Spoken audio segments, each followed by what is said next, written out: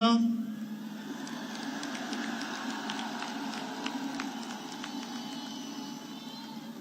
انشاءاللہ یہ ہم جلدی سے جلدی اس لیے بنائیں گے کہ یہ یونیورسٹی بھی اور ہاسپٹل بھی یہ آپ کی ضرورت ہے اور یہ ہمارا فرض ہے کہ ہم یہ آپ کے لیے بنائیں.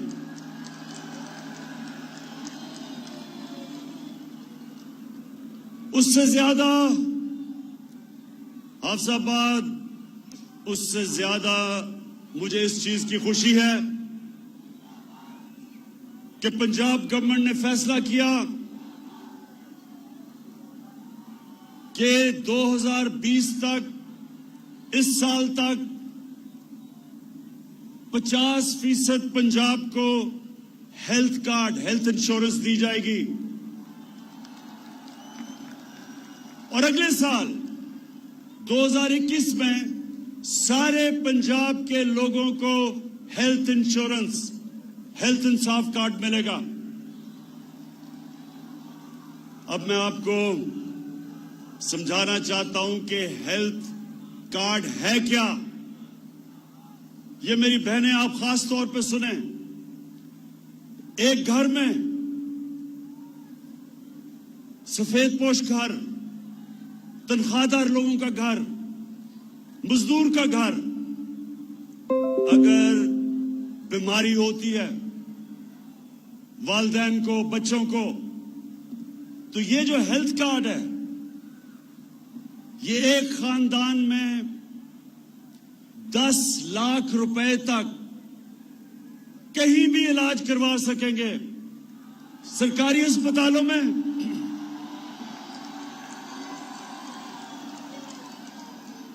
یا کسی بھی پرائیویٹ ہاسپٹل میں. یہ پہلی دفعہ پاکستان کی 73 سالہ تاریخ میں ایک عام آدمی کو اعتماد ہوگا کہ اگر گھر میں بیماری ہوتی اور پیسے نہیں، ہمارے پاس ہیلتھ انشورنس ہوگی. میں آپ کو یہ بتا چلوں حافظ آباد کے لوگوں کہ دنیا میں امیر ترین ملکوں میں بھی اس طرح کی ہیلتھ انشورنس نہیں ہوتی جو آج پاکستان میں ہم نے فیصلہ کیا کہ کے پی اور پنجاب میں ہم لے کے آئیں.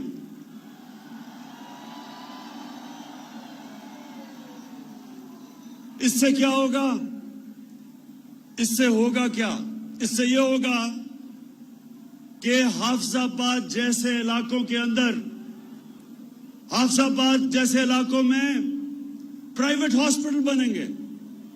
اور پرائیویٹ ہاسپٹل اس لیے بنیں گے کہ ہیلتھ کارڈ کی وجہ سے ہر کوئی علاج کروا سکے گا. ابھی صرف دیہاتوں میں صرف سرکاری اسپتال ہیں کیونکہ لوگوں کے پاس پیسہ نہیں. بڑے شہروں میں پرائیویٹ ہاسپٹل ہے.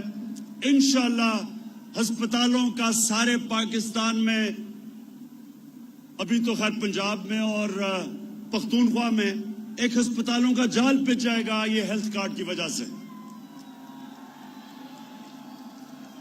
دوسری چیز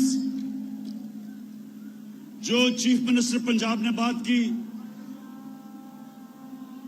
جو عثمان بزدار نے بات کی کہ پناہ گاہ، ہم نے پاکستان میں پہلی دفعہ شہروں کے اندر پناہ گاہ بنائی.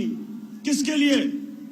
مزدور آتا ہے کام کرنے کے لیے، پناہ گاہ میں وہ ٹھہرتا ہے، اس کے پیسے بچ جاتے ہیں، کرایہ بچ جاتا ہے، کھانا ملتا ہے، کھانے کے پیسے بچتے ہیں اور وہ سارا پیسہ اپنے بیوی بچوں کو بھیجتا ہے.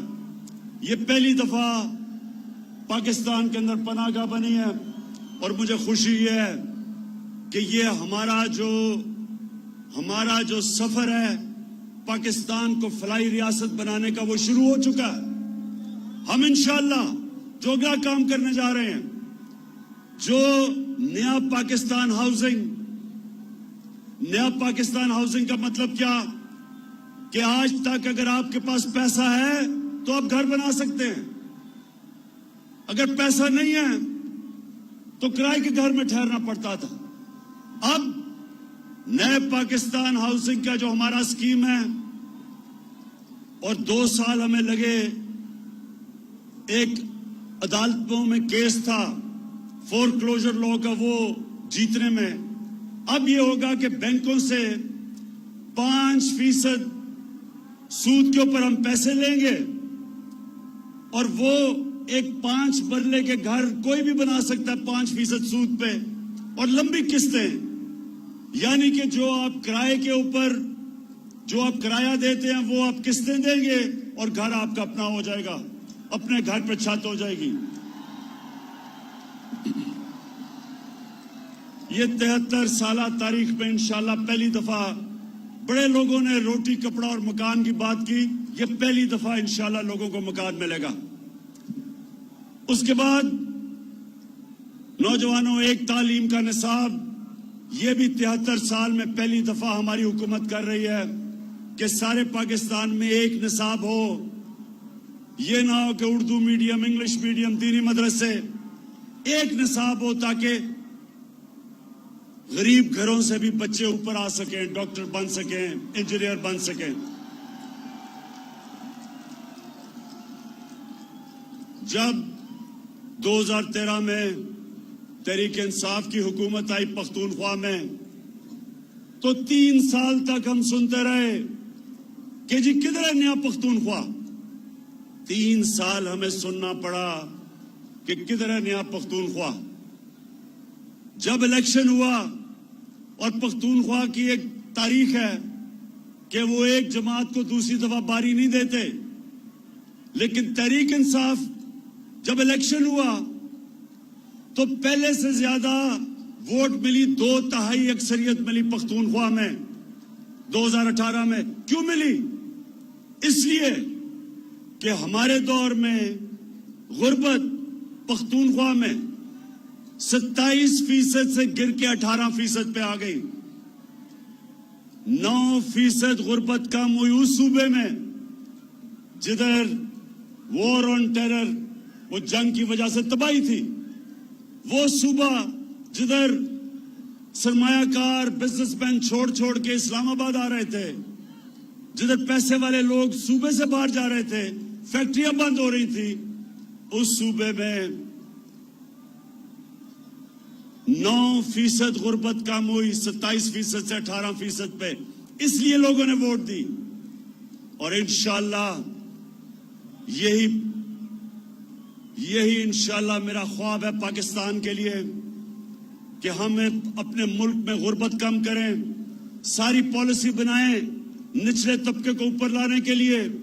جس طرح کا ہیلتھ کارڈ ہے, جس طرح کا تعلیمی نظام ہے, جس طرح کا ہسپتالوں کا نظام ہے, جیسے جیسے نیچے سے لوگ اوپر آئیں گے اور جیسے جیسے پاکستان ایک فلاحی ریاست بنے گی, انشاءاللہ یہی قوم ایک عظیم قوم بننے جا رہی ہے. اور دوسری چیز, حافظ آباد کے لوگوں اب یہ ذرا غور سے سنو. اس وقت جو پاکستان میں دوسرا ہمیں کام کرنا ہے اور کر رہے ہیں وہ ہے قانون کی بالادستی قائم کرنا. یہ کیوں ضروری ہے؟ یہ ہمارے نبی صلی اللہ علیہ وسلم نے مدینہ کی ریاست جب بنائی تو انہوں نے کہا کہ بڑی قومیں تباہ ہوئی تمہارے سے پہلے, جدھر ایک قانون امیر کے لیے اور دوسرا غریب کے لیے تھا. یہ غور سے سنیں, جدھر طاقتور کے لیے ایک قانون اور کمزور کے لیے دوسرا, اس قوم میں قانون کی بالادستی نہیں آتی. جب بھی ایک قوم آگے بڑھتی ہے تو قانون کی بالادستی آتی ہے, قانون کے سامنے سب ایک برابر. اس وقت ہمارے ملک میں یہ جو سرکس لگائی ہوئی ہے, یہ جو سرکس لگی ہوئی ہے, یہ وہ لوگ ہیں 30 سال سے انہوں نے اس ملک کو لوٹا. یہ امیر ترین ہو گئے اور قوم کو قرضوں میں ڈبا دیا. ان کے لیے ایک اور قانون تھا, عام چور جو भैंस चोरी करता था या जो मोटरसाइकिल चोरी करता था उसके लिए एक और कानून था, और ये जो अरबों रुपया चोरी करके मुल्क का बाहर लेके जा रहे थे, इनको पाकिस्तान का इंसाफ का निजाम नहीं पकड़ता था। अब इनको मुश्किल पड़ गई है। पहली दफा जो केसेस नैब के अंदर इनके दौर में बने हुए थे, हमने नहीं केसेस बनाए, ये इनके दौर के केसेस थे। वो अपने दौर में तो ये एक दूसरे को पूछते नहीं थे। हमारे दौर में हमने नैब को आजाद छोड़ दिया है। इनके दौर में नैब इनकी गुलाम थी, हमारे दौर में आजाद है। अब ये सारी ब्लैकमेल इसलिए मुझे कर रहे हैं कि ये चाहते हैं कि मैं किसी तरह नैब को खत्म कर दूं ताकि इनकी चोरी बच जाए। हाफिजाबाद के लोगों, पहले मुझे बताओ, क्या मैं इनको छोड़ दूं?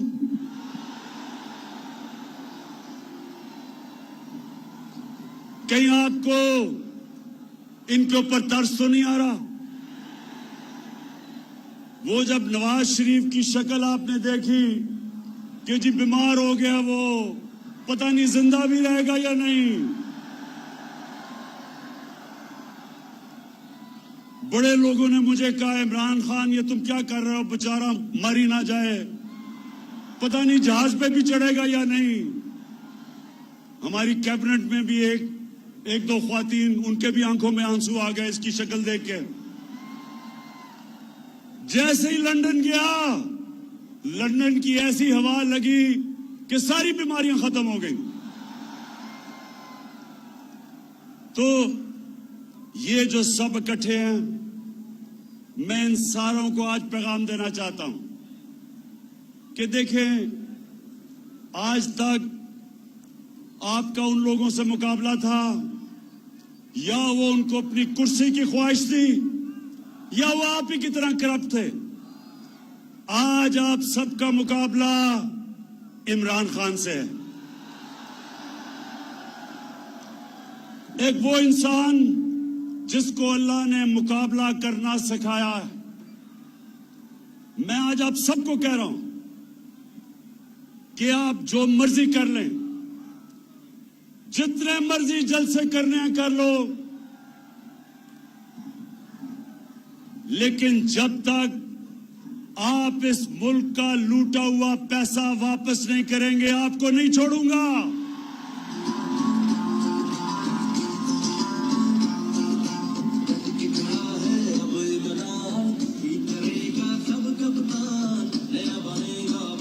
बस। अच्छा, इन्होंने पहले पूरी कोशिश की कि माशियत के ऊपर कहा जी माशियत खराब हो गई, इसको निकाल दो। फिर कहे जी महंगाई हो गई। इनके पिछले 10 साल में देखें कितनी दफा महंगाई आज से बहुत ज्यादा थी। फिर कहा जी कि वो कोरोना के अंदर इमरान को नहीं समझ कि वो जिस तरह नरेंद्र मोदी ने बंद किया था अपना मुल्क, इमरान खान को भी करना चाहिए। अल्लाह अल हक है, अल्लाह का शुक्र अदा करता हूं, उसने हमने कोरोना से भी बचा दिया। फिर इन्होंने एक फैटफ, एक ऐसी चीज है जिसमें पाकिस्तान को इनकी वजह से ग्रे लिस्ट में डाला हुआ है। अगर पाकिस्तान ब्लैक लिस्ट हो जाता है तो हमारे ऊपर सैंक्शंस लग जाती है, हमारी माशियत बैठ जाती है। तो इन्होंने सोचा कि अब तो इसको ब्लैकमेल कर लेंगे कि पहले नैब को खत्म करो और फिर हमें फैटफ साइन करेंगे। इन्होंने मुझे नैब में 38 शिकें हैं नैब की, उसमें से कहा 34 शिकों को इस तरह कर दो कि नैब ही खत्म हो जाए ताकि इनकी चोरी बच जाए। जब मैं नहीं माना तो इन्होंने क्या किया कि इन्होंने अदलियों पे भी हमला किया। 3 चीफ जस्टिस बैठे हुए थे जिनके खिलाफ इन्होंने बातें शुरू कर दी कि जी नवाज शरीफ ने कहा फैसला ही गलत था। 3 चीफ जस्टिस थे, अदलियों का भी अटैक किया और फिर पाकिस्तान के आर्मी चीफ और ISI चीफ को अटैक किया। आर्मी चीफ और आईएसआई चीफ को अटैक करने का मतलब फौज को अटैक करना। यहां मेहदी भट्टी बैठे हैं, इनका बेटा बलूचिस्तान में शहीद हुआ। इस तरह के कितने हमारे फौजी शहीद हुए हैं हमें हमारी हिफाजत करते हुए, लेकिन वो आदमी बाहर लंदन में बैठ के यहां हमारी फौज के खिलाफ साजिश कैसे कि जब अब कहते हैं कि मैं आर्मी का चीफ और जो आईएसआई का चीफ है उसको फौज बदल दे, तो क्या फौज कोई एक जमहूरी इदारा है? क्या उन्होंने नो कॉन्फिडेंस मोशन पास करना है? वो ये कह रहा है कि फौज के अंदर बगावत की जाए, वो ये कह रहा है कि फौज कू करे, यानी कि हमारी फौज तबाह हो। अपनी चोरी बचाने के लिए नवाज शरीफ तुम इधर तक पहुंच गए हो कि हिंदुस्तान की जुबान बोल रहे हो अपनी फौज के खिलाफ। इससे मेरा अज़म और मजबूत है कि तुम्हारी तरह के लोग, तुम्हारी तरह के मीर जाफर, मीर सादिक और मीर रियाज सादिक, इनको इंशाअल्लाह जब तक हम इनको कानून के नीचे नहीं लेके आएंगे और इनका पैसा नहीं निकालेंगे, इंशाअल्लाह मैं इनको नहीं छोड़ूंगा।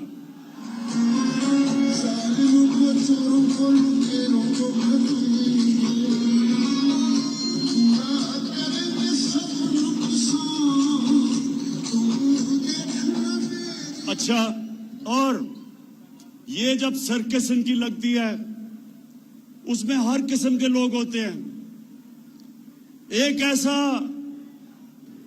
ऐसा आदमी है जो कि कहता है इमरान खान की वजह से इस्लाम को खतरा है। मैं उनको एक पैगाम देना चाहता हूं,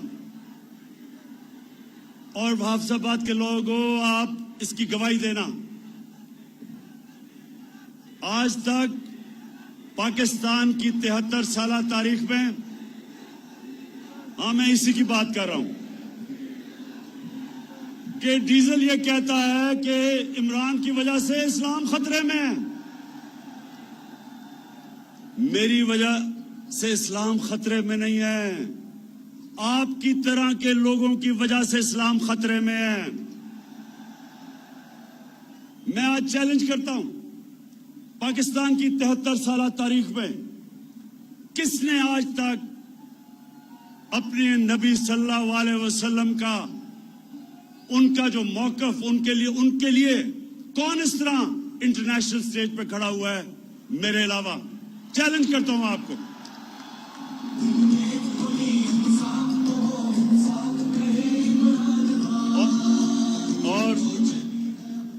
और ये मैं आपको बता दूं, ये किसी वोट के लिए मैंने नहीं किया, ये मेरा ईमान का हिस्सा है। हमारे नबी सल्लल्लाहु अलैहि वसल्लम हमारे दिलों में बसते हैं। आखिर में ये सारे जो सर्कस लगाई हुई है, ये कहते हैं कि इलेक्शन में धांधली हुई, ये सारे कहते हैं कि इलेक्शन में धांधली हुई। मैं इनसे सबसे पहले सवाल पूछता हूं कि अगर इलेक्शन में धांधली हुई तो मैंने तो आपको कहा था कि जिधर भी धांधली हुई हम तैयार हैं इलेक्शन खोलने के लिए। क्यों नहीं आ पाए? मैं आपको बताता हूं क्यों नहीं आए। 2013 में 137 पिटिशंस थी जिन्होंने कहा कि इलेक्शन में धांधली हुई नेशनल असेंबली में।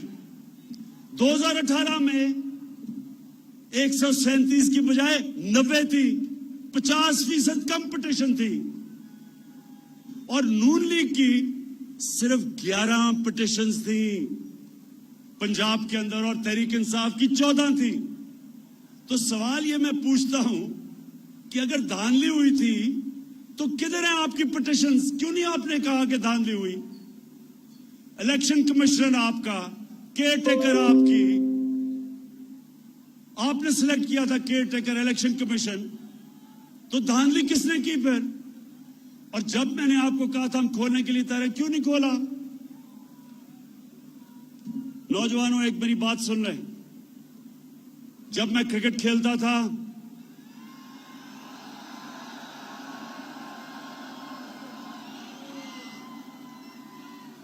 تو میرے دور میں اپنے اپنے امپائر ہوتے تھے. جو ملک ہوتا تھا جدھر آپ کرکٹ کھیلنے جاتے تھے ان کے اپنے امپائر تھے. تو زیادہ تر جب ٹیمیں ہارتی تھی دوسرے ملک میں تو وہ کہتی تھی امپائروں نے ہمیں میچ ہرا دیا. تو میں وہ کرکٹ کی تاریخ کا 150 سالہ تاریخ میں وہ پہلا کپتان تھا جس نے کہا کہ نیوٹرل امپائر آنے چاہیے، یعنی کہ اپنے امپائر نہیں ہونے چاہیے، دوسرے ملک سے امپائر منگواؤ تاکہ وہ نیوٹرل ہوں. اور آپ اگر دنیا کی کرکٹ کی تاریخ اٹھا کے دیکھیں تو پہلا کپتان تھا جس نے اپنے ملک میں دنیا کی سب سے طاقتور ٹیم ویسٹ انڈیز کے ساتھ نیوٹرل امپائر منگا کے میچ کھیلا. اور پھر دوسری ٹیم جو منگوائی نیوٹرل امپائر سے، ہندوستان سے جب ہمارا میچ ہوتا تھا نہ پاکستان ادھر جیتتا تھا کیونکہ جب ٹیم ہارنے لگتی تھی ان کے امپائر آ جاتے تھے، نہ ہندوستان یہاں جیتتا تھا اور کئی دفعہ ہمارے امپائر بھی ہماری مدد کرتے تھے. تو میں پہلا کپتان تھا جس نے ہندوستان میں جا کے ہندوستان کے امپائروں کے ہوتے ہوئے ہرایا ہندوستان کو. اور پھر بس اور پھر جب ہندوستان پاکستان آئی تو ہم نے نیوٹرل امپائر سے ان کے ساتھ میچ کھیلا اور ہماری وجہ سے آج دنیا کی کرکٹ میں نیوٹرل امپائر ہیں. جو ہارتا ہے وہ ہار مان جاتا ہے، وہ کہتا ہے کیونکہ امپائر اب نیوٹرل ہے. آج میں آپ کے سامنے وعدہ کرتا ہوں اپنی قوم سے، یہ میری حکومت ہے جو پہلی دفعہ پاکستان میں ایک ایسے الیکشن کروائے گی کہ جو ہارے گا وہ بھی مانے گا کہ الیکشن صاف اور شفاف ہوا ہے.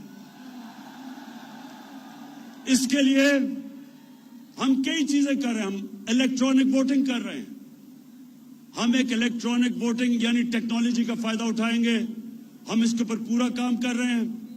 ہم انشاءاللہ سارے وہ قدم اٹھائیں گے کہ ایسا الیکشن ہوگا جو صرف پاکستان میں ایک دفعہ ہوا تھا 1970 میں جب سب نے کہا کہ صاف اور شفاف الیکشن ہے.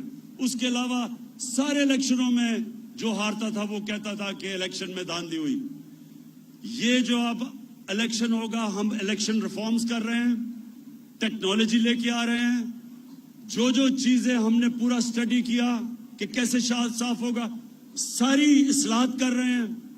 اور انشاءاللہ جس طرح کرکٹ کی دنیا میں پہلا کپتان تھا جو نیوٹرل امپائر لے کے آیا، آج انشاءاللہ پاکستان بھی یاد رکھے گا کہ وہ حکومت آئی جس نے پہلی دفعہ پاور میں ہوتے ہوئے صاف اور شاف الیکشن کروا کے بھرپور طریقے سے الیکشن جیتا.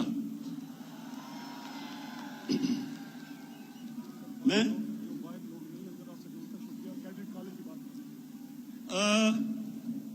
شوکت نے مجھے کہا ہے کہ ابھی لوگ بہت باہر کھڑے ہیں جو اندر نہیں آ سکے، ان کو بھی میں ان کا شکریہ ادا کرتا ہوں، خوش آمدید کہتا ہوں ان کو.